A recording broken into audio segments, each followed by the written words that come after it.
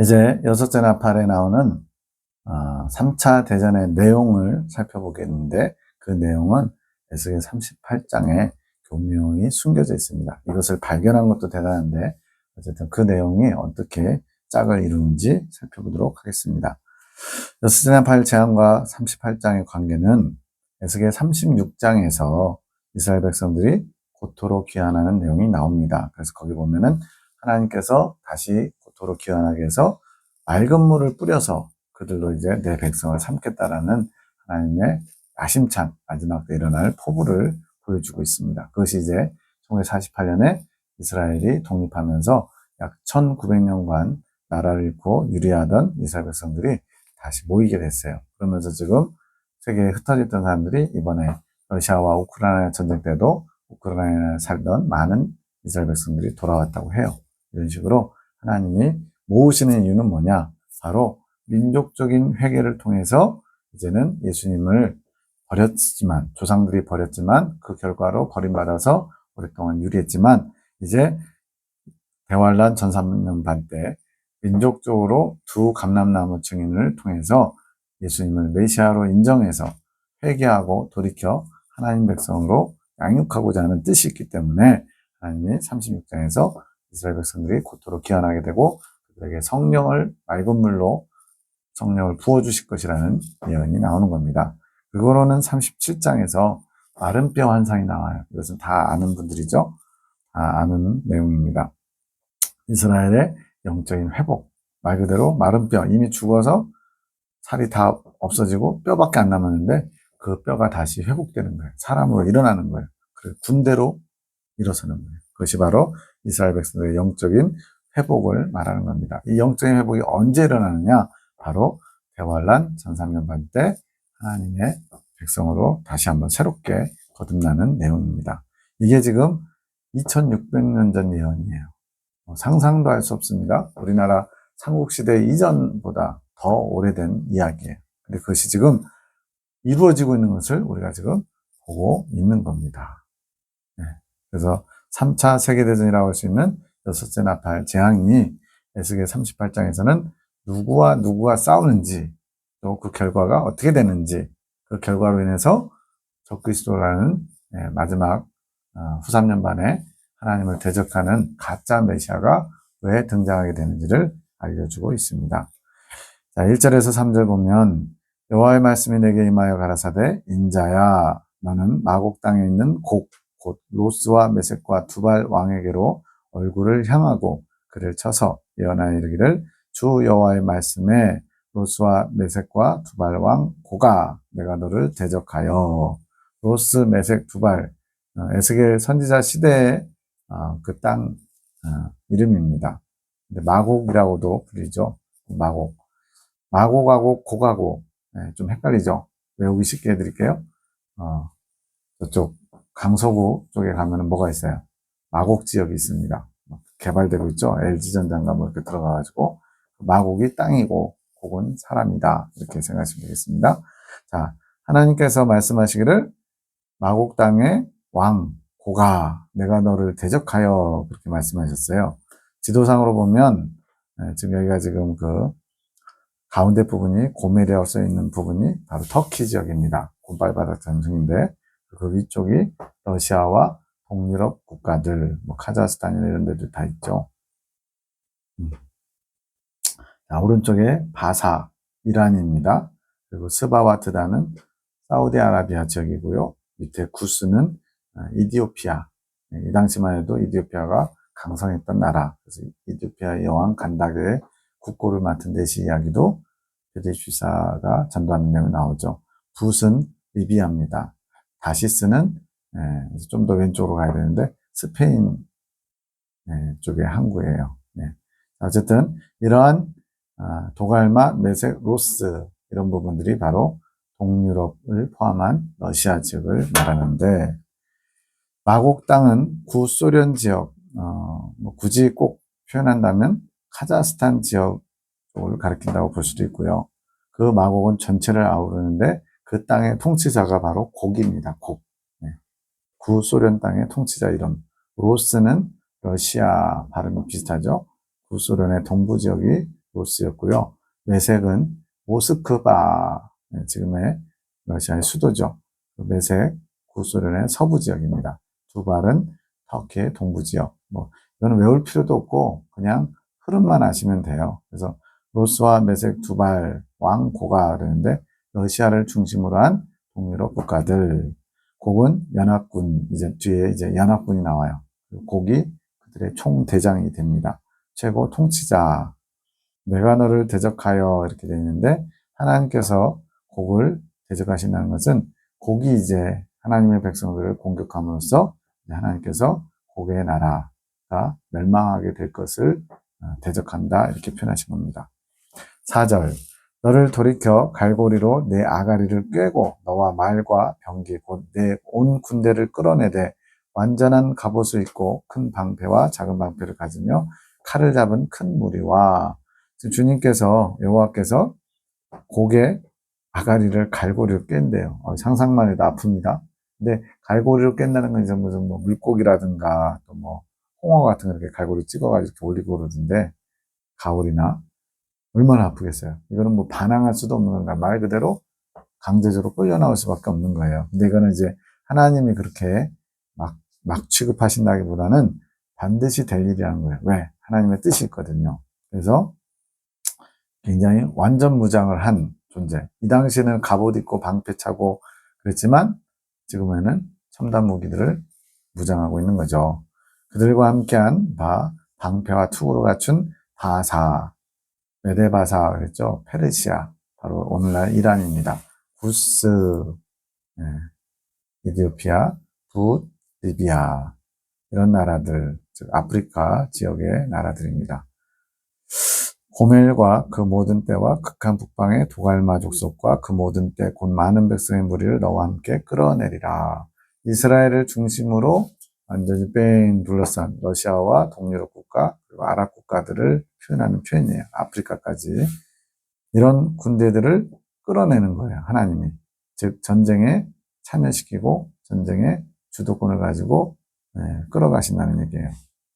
고개 군대들과 아랍 군대들과 동유럽 군대들이 전쟁터로 나오게 되는데 하나님이 반드시 이룬다는 얘기입니다. 그러면 또 생각해 보기를 하나님이 왜 이런 구공산권 세력과 아랍 세력을 사용해서 이스라엘을 침공하게 하느냐? 하나님이 갑자기 좀 이상해진 건가요? 그게 아니라 그들의 끝은 예정되어 있습니다. 멸망. 아까 대적한다는 표현 쓰셨잖아요. 근데 그들을 멸망시키고 적그리스도의 통치 시대가 오게끔 하나님이 허용하시는 거예요. 물론 하나님이 그걸 기뻐하시는 건 아닌데 마지막 때 죄악 세상을 심판하시는 하나님의 프로젝트입니다. 하나님이 이런 방법으로 하든 저런 방법으로 하든 하나님의 독특한 방법으로 하든 우리가 뭐라고 알고 할 수는 없어요. 왜? 우리는 하나님이 아니니까. 하나님의 주권대로 뜻대로 될 겁니다. 다만 그런 가운데서 우리가 취해야 될 자세, 동작 이런 거는 뭔가 이것을 우리가 고민해야 되죠.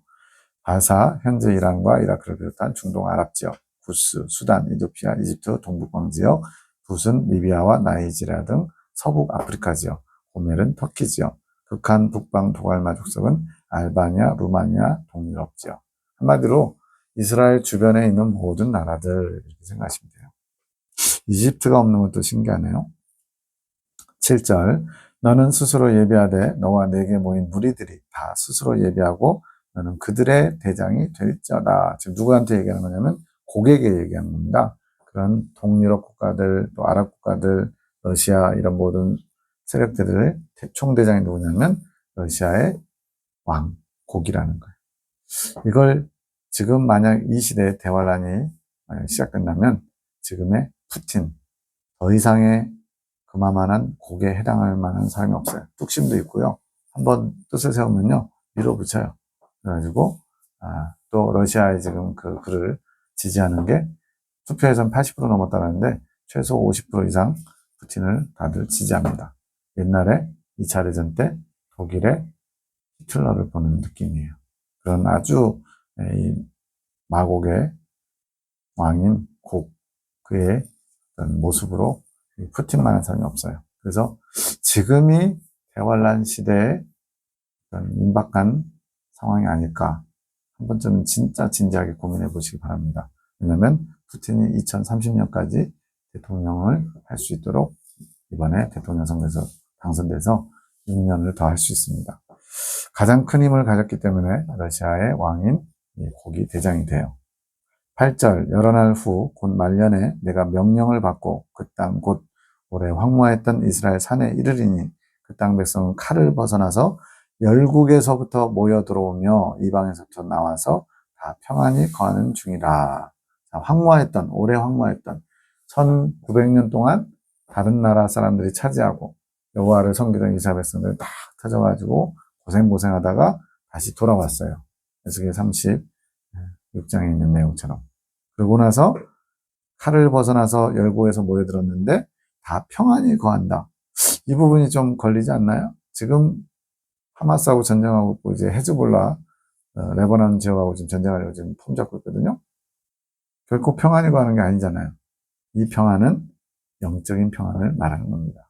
대환란이 가까울수록 더 그 지역은 시끄러울 것 같아요. 그런데 왜 평안하다고 했냐면 바로 지금 이 전 3년 반 때 두 감람나무 증인을 통해서 이스라엘 백성들이 조상들이 거부했던 메시아 예수님을 구주로 영접하면서 민족적인 회개를 이루고 하나님의 백성으로서 지위를 되찾았어.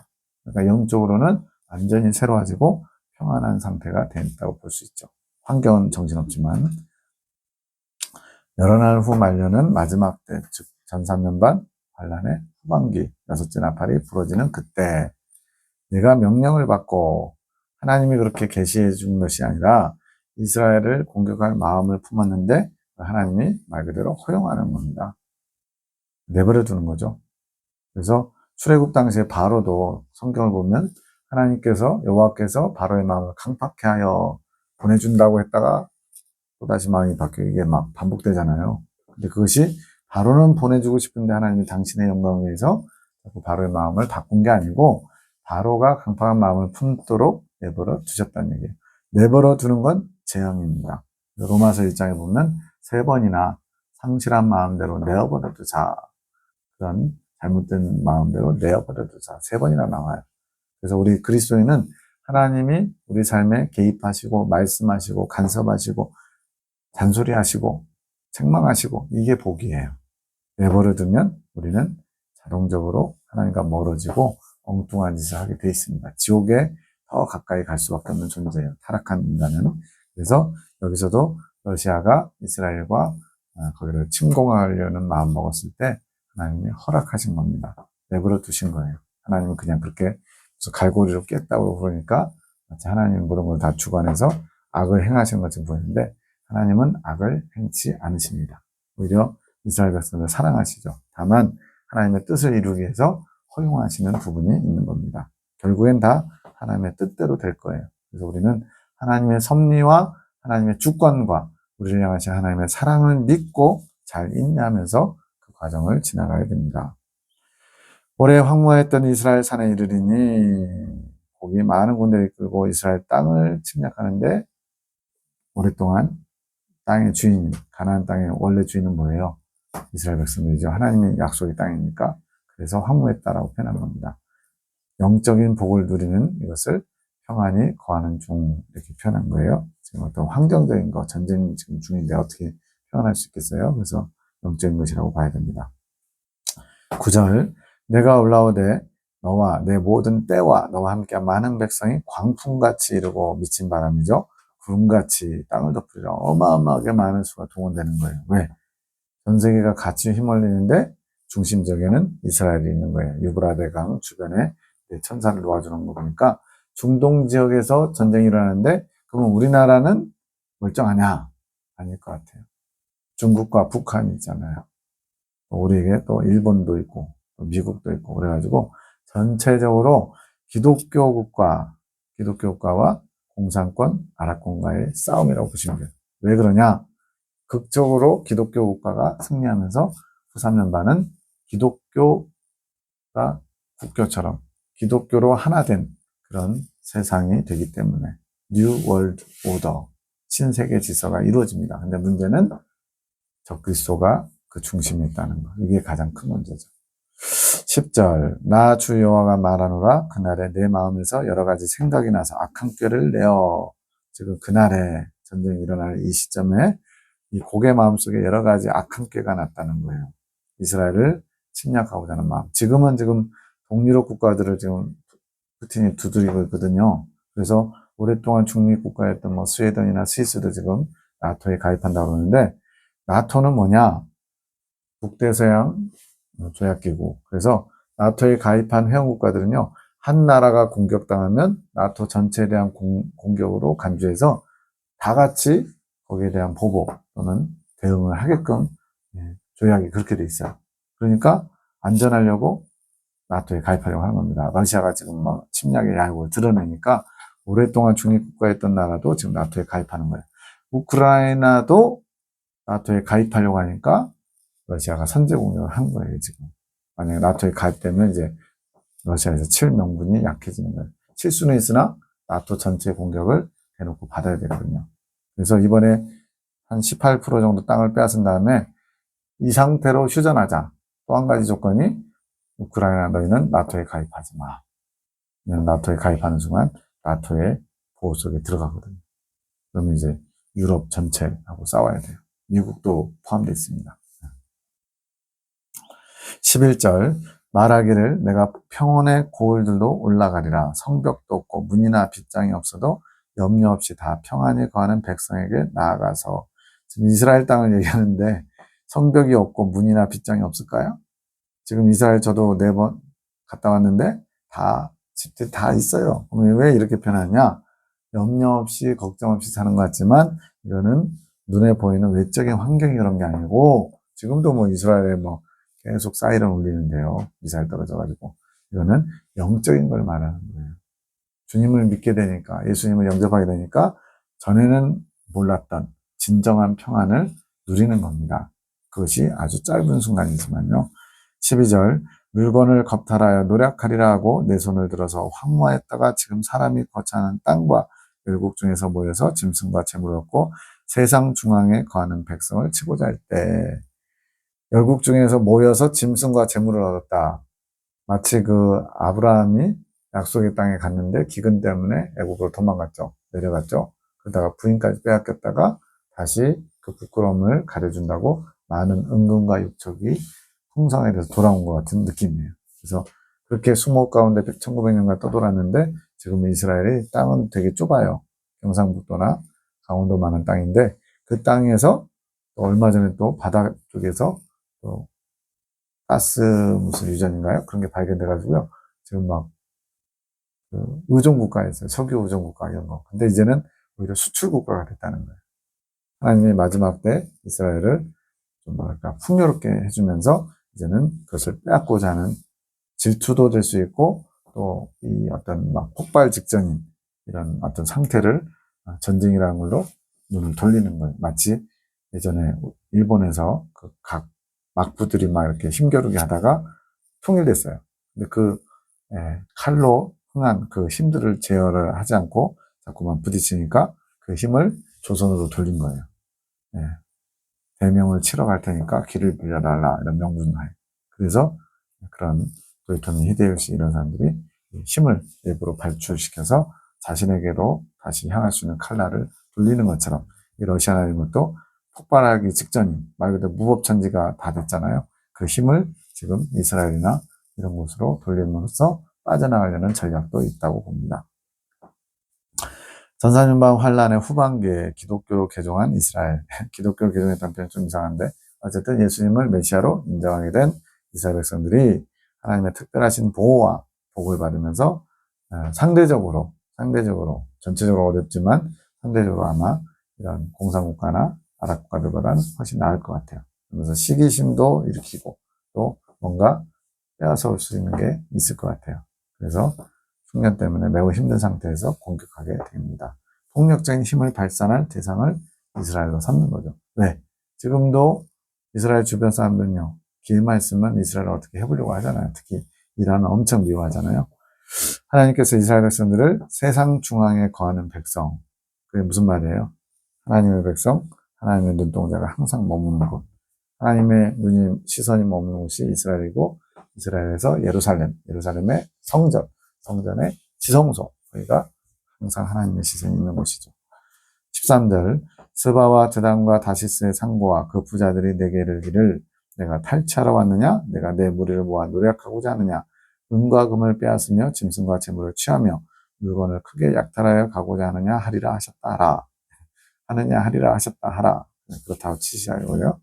자, 스바, 드단, 다시스는 전쟁에 직접 참여하는 나라나 도시가 아니고 상고들입니다. 상고들. 여기 보시면 스바, 드단, 다시스 노란색으로 제가 표시해놨는데 지금 지중해 무역, 지중해 유럽과 중동과 또 아프리카, 또 아시아 이런 데가 이 수에즈 운하 지금 말씀드렸잖아요. 예멘 후티 반군들이 여기를 가로막고 있는 거예요. 이 수에즈 운하로 나아가는 길 거기 막으면 뱅 돌아서 가면 훨씬 시간도 비용도 많이 들죠. 그러니까 무역하는데 전쟁이 여기 중심으로 터져버리면 어떻게 돼요? 당연히 무역하는 분들이 불편하죠. 그래서 전쟁 한번 났다면 물가가 막 확 뛰고 막 전 세계적으로 출렁출렁하는 게 다 서로 연결돼 있어서 그럽니다. 그래서 거기 그렇게 전쟁을 일으킴으로써 상고들이 불평하는 내용이 나오는 거예요.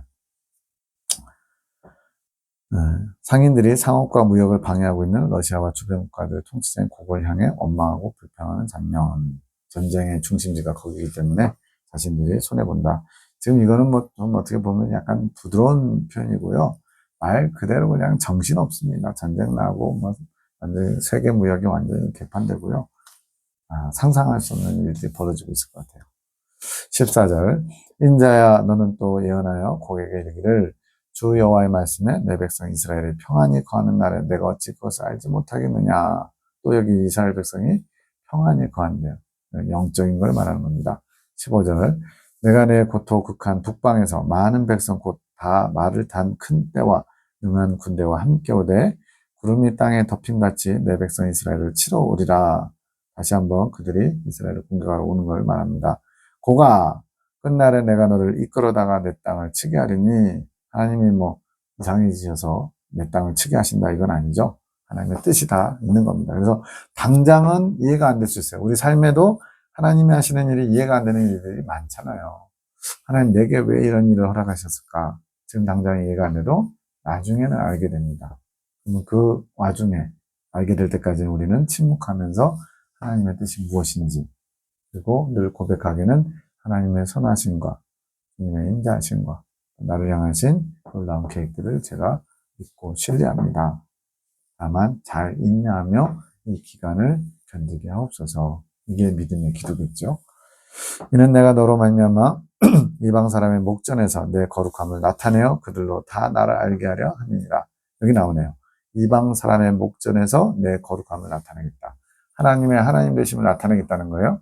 이것이 하나님의 뜻이고 반대로 하나님은 이런 목적을 가졌는데 이 극적인 승리를 이제 거두게 되는 재생로마 제국의 통치자 지금의 유럽연합의 그 수장이 자기가 주님의 영광을 나타내려고 했는데 자기가 그 영광을 다 받아먹어버려요. 그러면서 사람들이 와 하니까 내가 메시아인 줄 착각하고서는 등장하게 되는 겁니다. 고개 세력이 이스라엘을 침략하게 되면 이스라엘과 7년 안보 조약을 맺는 재생로마 제국. 이 내용은 다니엘서 9장 27절에 뭐라고 되냐면 그가 장차 많은 사람으로 더불어 이래 동안 언약을 굳게 정하겠고 무슨 언약인지는 안 나와요. 근데 이제 계시록의 상황과 이런 걸 다 봤을 때 재생로마 제국 즉 지금 현재 유럽연합의 책임자 통치자와 이스라엘 간의 상호 안보 조약을 맺는구나. 그런 상태에서 이제 공격을 당하니까 유럽연합 즉 재생로마 제국이 전쟁에 뛰어든 거죠. 그러다 보니까 크게 전쟁 판이 커졌어요. 기독교 세력과 러시아 아랍 국가 공산권 세력 그랬는데 거의 패망 직전까지 그게 이제 계시록에 보면 머리가 상하였다가 극적으로 살아난다 이런 표현이 나와요. 그래서 전쟁이 거의 러시아 쪽에서 승기를 거두다가 하나님의 특별하신 은밀한 섭리로 극적인 승리를 거두면서 이 유럽연합 즉 재생로마 제국의 통치자가 내가 메시아니까 이런 일이 가능하지 물론 그런 스스로 생각하기까지 많은 사람들의 어떤 사탕 발림 당신 메시아가 아니면 어떻게 이런 일이 있을 수 있겠냐고 당신 메시아 아니냐고 그렇게 높였을 것 같아요. 그런 일들이 벌어지게 됩니다. 미리 말씀드리는 거예요. 그래서 재생로마 제국이 군대를 파견해서 돕는다. 이거는 뭐 말 그대로 유럽연합 전체가 싸우는 거죠. 러시아하고.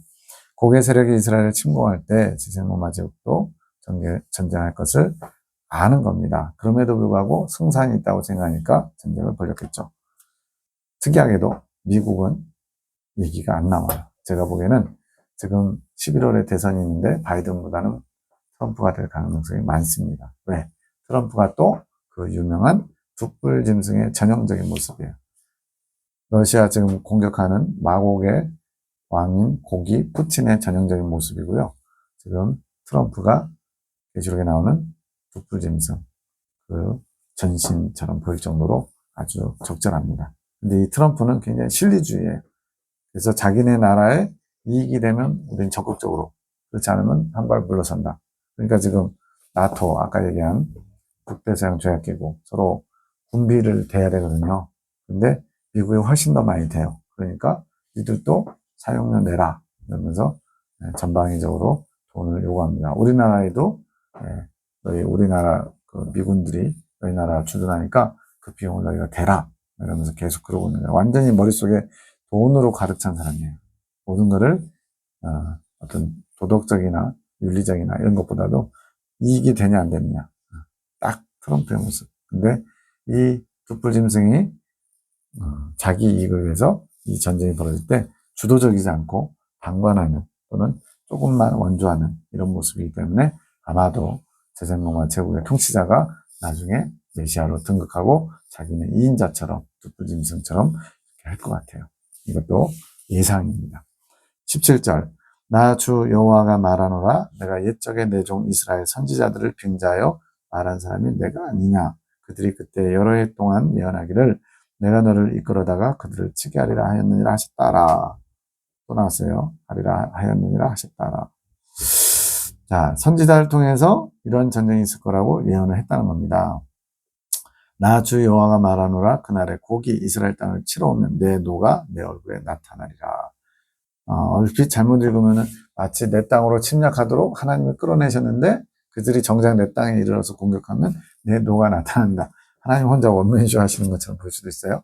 그런 개념이 아니고 지금 러시아의 그런 욕심, 그런 공격하고자 하는 마음들 스스로 머무르시고 하나님 것을 내버려 두셨고 그것이 실행되면 그때 이제 하나님의 진노가 이제 나타나게 된다는 얘기입니다. 19절 내가 투기와 맹렬한 노로 말하였거니와 그날에 큰 지진이 이스라엘 땅에 일어나서 바다의 고기들과 공중의 새들과 들의 짐승들과 땅에 기는 모든 벌레와 지면에 있는 모든 사람이 내 앞에서 떨 것이며 모든 산이 무너지며 절벽이 떨어지며 모든 성벽이 땅에 무너지리라. 뭐 아마 전쟁이 한참 벌어지고 있는 그것도 이제 러시아 세력 쪽에 어마어마한 지진이 발생하나 봐요. 그 지진으로 아마 대부분의 군대가 아마 크게 낭패를 보는 하나님의 맹렬한 진노로 고개 군대가 주둔하는 곳이나 전쟁하는 장소에 큰 지진이 일어나서 거의 멸망에 가까운, 그러니까 거의 승기를 잡았다가 다 이겼다, 이제 좀만 더 하면 된다 했는데 극적인 반전이 일어나는 거죠. 지진은. 옛날 상황으로 생각하시면 안 되고 현대 상황으로 생각하셔야 됩니다. 21절 나 주 여호와가 말하노라 내가 내 모든 산 중에서 그를 칠 칼을 부르리니 그 당시엔 칼이었지만 지금은 각종 무기겠죠. 그런데 각 사람의 칼이 그 형제를 친다. 누구 내용이겠어요? 러시아 세력을 가리키겠죠. 즉 자중질환, 뭐 의견이 틀어져서 그러는지 아니면은 의학성에 나와 있는 것처럼 기드온이 한밤중에 술 먹고 잠들었던 그런 사람들, 미디안 군대들한테 항아리를 깨부시면서 횃불 들고 소리 지르니까 놀래가지고 막 서로 막 컴컴한 상태에서 술 취한 상태에서 서로를 죽였다 이런 자중질환이 있잖아요. 그런 자중질환은 아닐지라도 아마도 러시아 연합국가 전쟁 세력들이 서로 뭔가 틀어져가지고 자중질환이 일어날 것 같아요. 22절 내가 또 온역과 피로 그를 국문하며 쏟아지는 폭우와 큰 우박덩이와 불과 유황으로 그와 그 모든 때와 함께한 많은 백성에게 비를 내리듯 하리라. 자, 큰 지진이 있었고 그 다음에 자중질환하는 그런 칼, 그래서 진짜 칼이 아니겠죠. 전쟁, 각자 이렇게 자중질환으로 싸우는 전쟁. 이 두 가지뿐만 아니고 5가지가 더 있는 거예요. 온역, 피로 공문한다는 것은 피 흘림을 가리킵니다. 뭐 여러 가지 방법으로 전염병으로 뭘로 피를 흘리게 한다는 거죠. 그 다음에 폭우, 큰 우박덩이, 불과 유황, 총 7가지죠. 왜 이 7가지가 중요하냐면 바로 계시록 10장 3절에 이것도 이제 그 전쟁과 관련된 내용인데 7우레를 미가엘 천사가 바랍니다. 그 7우레의 내용을 기록하려고 했더니 기록하지 말라고 그래요. 왜 기록하지 말라고 그랬냐? 바로 이 내용, 하나님이 강력하게 역사해서 7가지로 러시아 세력을 멸망시켰는데 그걸 비밀로 덮어두게 한 거예요. 그래야만 이 극적으로 거의 잡다 이제 항복하려고 했는데 갑자기 러시아 군대가 몰살당한 거예요. 그러면서 극적인 승리 거두니까 사람들이 와 그러면서 신의 능력으로 승리한 것 같다 그러면서 제생노마주를 통치자를 높여주니까 본인이 진짜로 메시아인 줄로 착각하면서 그러면서 메시아 행세하다가 타락해서 결국은 사단이 합일돼가지고 계시록 13장에서 이제 7머리 10뿔 짐승 적글수로 등장하게 됩니다. 고개 군대와 전쟁하는데 현대의 핵폭탄, 미사일, 스텔스기 다 동원되겠죠. 말 그대로 그냥 전세의 3분의 1이 죽으니까요. 우리나라도 안심할 수 없어요. 다 연결되어 있는 거예요. 그러면서 자중질환이 일어나고 또 하나님께서 은밀하게 5가지를 더 더해서 이렇게 러시아 세력을 멸망시킵니다. 이것을 계시록 10장에서는 7우레가 발하였다. 미가엘 천사가 한번 우렁차게 7우레를 발하는 것처럼 나와요. 이거를 감춰두라고 해요. 드러내지 말래. 우리는 지금 알고 있어요. 하나님의 큰 비밀을 알고 있습니다. 23절 이와 같이 내가 여러 나라의 눈에 내 존귀함과 내 거룩함을 나타내어 나를 알게 하리니 그들이 나를 여호와인 줄 알리라. 그렇게 극적으로 하나님의 백성들이 승리케 만드신 하나님께 영광을 돌려야 되는데 이게 본 목적이었거든요. 근데 적그리스도가 자기가 다 차지해버리는 거예요. 내가 이렇게 했다 하면서. 자, 정리합니다. 고개 세력, 즉 러시아와 동유럽 국가, 아랍 세력이 한 팀이 돼서 이스라엘을 침략할 때 7년 안보 조약을 맺은 제생로마 제국, 지금의 유럽연합이 협력해서 같이 싸워요. 근데 전쟁의 양상이 처음에는 거의 러시아 세력이 승기를 잡았어요.